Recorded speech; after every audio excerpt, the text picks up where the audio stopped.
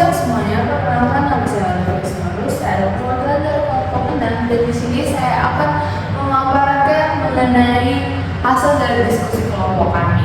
Nah, sebelum itu tentu saja kita ketahui bahwa komunikasi memiliki peran yang sangat krusial dalam aspek kehidupan sehari-hari maupun dalam lingkungan kerja. Nah, oleh karena itu saya memaparkan betapa pentingnya komunikasi dalam pekerjaan suatu proyek perusahaan. Nah, sebelumnya perkenalkan anggota kelompok 6 terdiri dari Muhammad Awal, lalu ada Ahmad Faris, kemudian ada Andrea Ibrahim dan saya sendiri Oliver Stokes. Nah, analisis kasus ini akan terdiri dari yang pertama adalah latar belakang, kemudian ada analisis masalah, lalu ada solusi dan juga kesimpulan.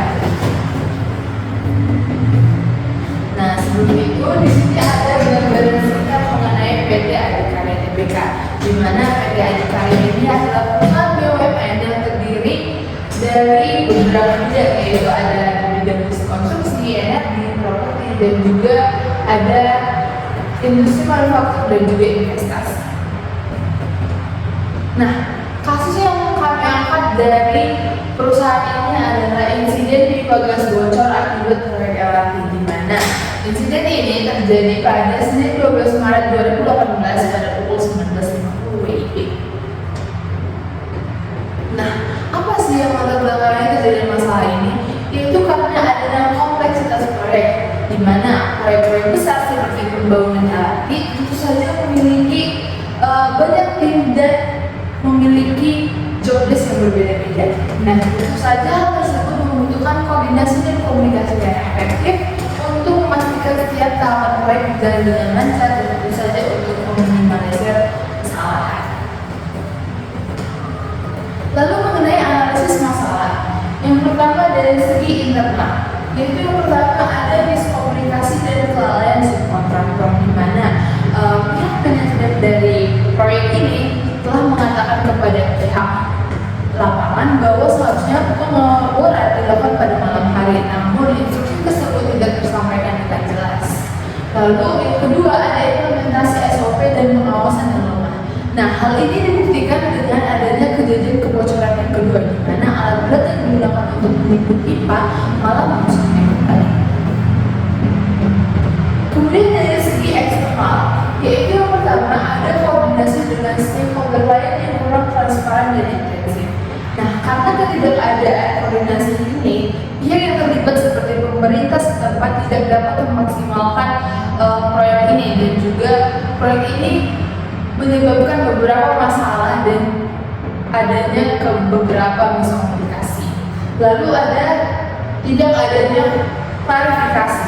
Nah, karena minimnya penjelasan resmi dari PT ini, tentu saja hal tersebut dapat menyebabkan spekulasi publik terhadap perusahaan menjadi semakin buruk dan juga kesan bahwa perusahaan tersebut tidak bertanggung jawab terhadap insiden ini.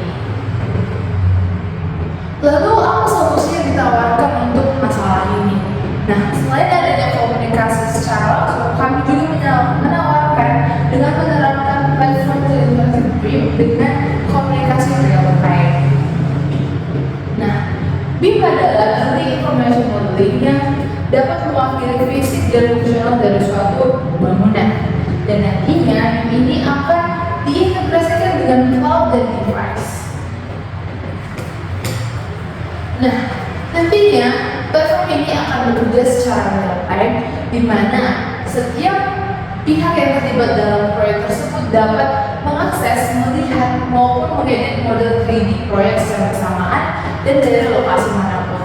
Selain itu juga dari pihak komunikasi, bahwa semua pihak dapat melakukan komunikasi secara langsung dan dapat dilakukan tanpa hambatan waktu. Lalu yang ketiga ada segi dari instruksi, yaitu memungkinkan pengiriman instruksi secara langsung ke lapangan. Dan misalnya jika ada perubahan dalam desain, tentu saja semua pihak dapat mendapatkan pemberitahuan dan dapat melakukan pekerjaan mereka sesuai dengan pembaruan. Lalu kesimpulan.